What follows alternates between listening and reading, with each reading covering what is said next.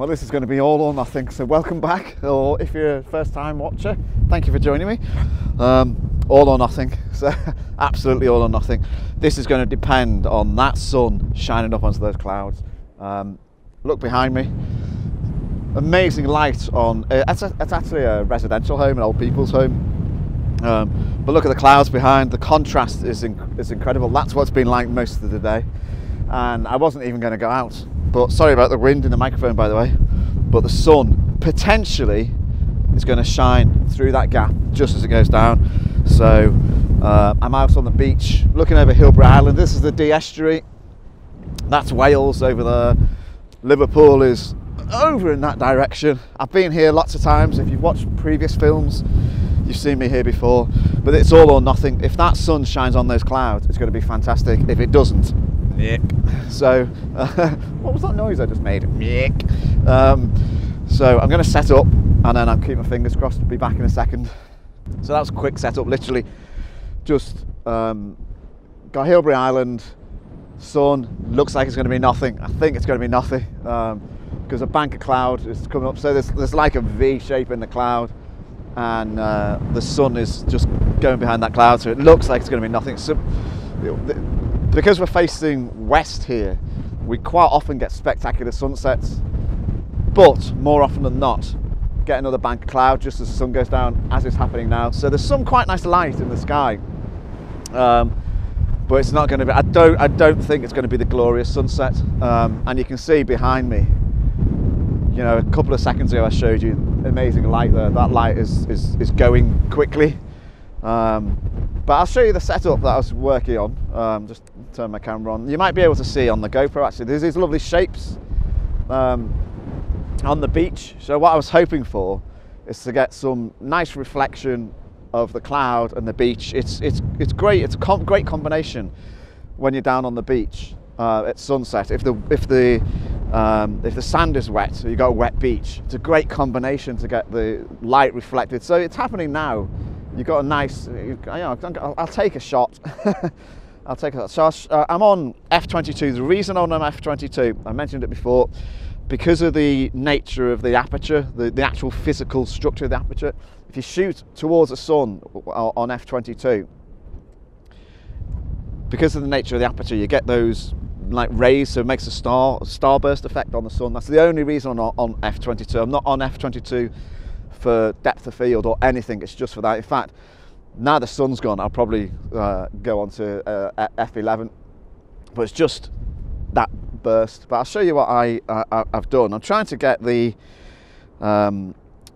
reflection on the beach, so kind of obviously here's the beach in my lower half, clouds are in my top half, Hilbury Island's over here on my rule of thirds, and the sunset kind of on the other rule of thirds, not precisely. I'm going to go to f/11. I've pre-focused on Hilbury Island because there's a little bit of interest there, but I don't think it's going to work. I don't think we're going to get that spectacular sunset. So this might be the shortest film I've ever made. But it's quite simple. It was quite a simple combination because what I was hoping for is a kind of an amazing bit of sun. But don't think we're going to get it. Don't think we're going to get it. So wait a few minutes. It's actually sunset isn't for another couple of minutes, but as you can see, a bit of cloud has come up and it's blocking that light. But we might, fingers crossed, might get a little bit of last minute beam up. It's quite windy, so the clouds are moving quite quickly, but we'll see. I didn't explain why I'd moved from f/22 to f/11. So hopefully, if you've watched my films before, you'll know a little bit about depth of field and the size of the aperture altering the depth of field. And f/22 gives you the biggest depth of field possible. However, f/22 is the biggest aperture on this lens.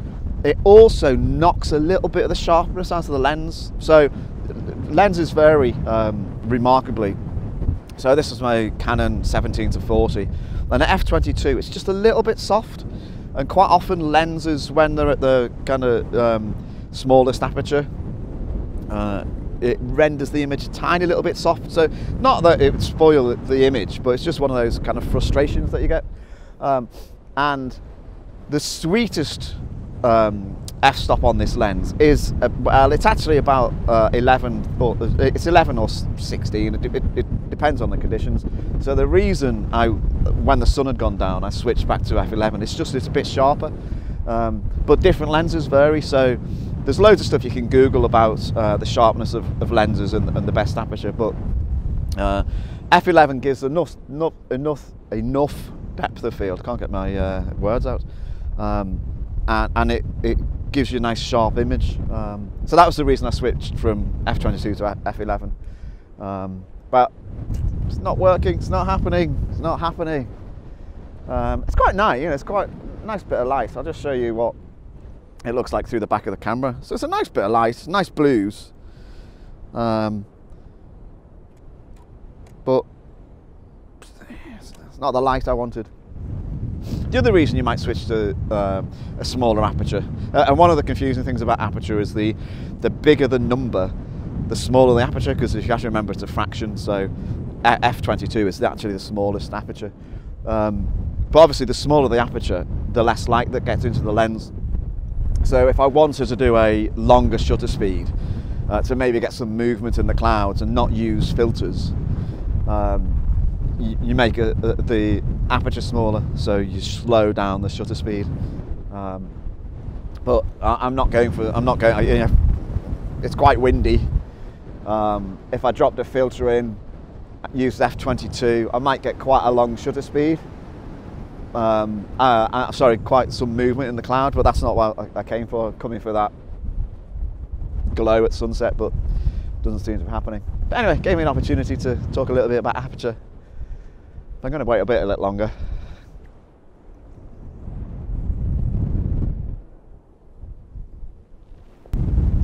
Definitely not happening, so it's one of those. Can't complain though, because nobody else about, and there's flocks of birds, sanderling and dunlin and all sorts of waders, redshanks, because the tide is on its way in. It won't be high tide for about another 3 hours, but tide is on its way in, and you get them all sort of moving around, so it's great. So you won't be able to see it on the GoPro, but there's a small flock coming along here, just gliding along the beach as they go.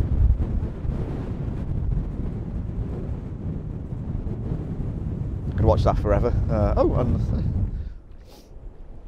the moon has come out up there as well. So what I thought I'd do to make this longer than a 30-second film is show you something about aperture. So I mentioned moving from f11 to f12. So what I'm going to do is I'm going to take an image. So here's it's set up. It's f11 and it's half a second. So take that image. Then I'm going to f22. And that gives me an exposure of 2 seconds.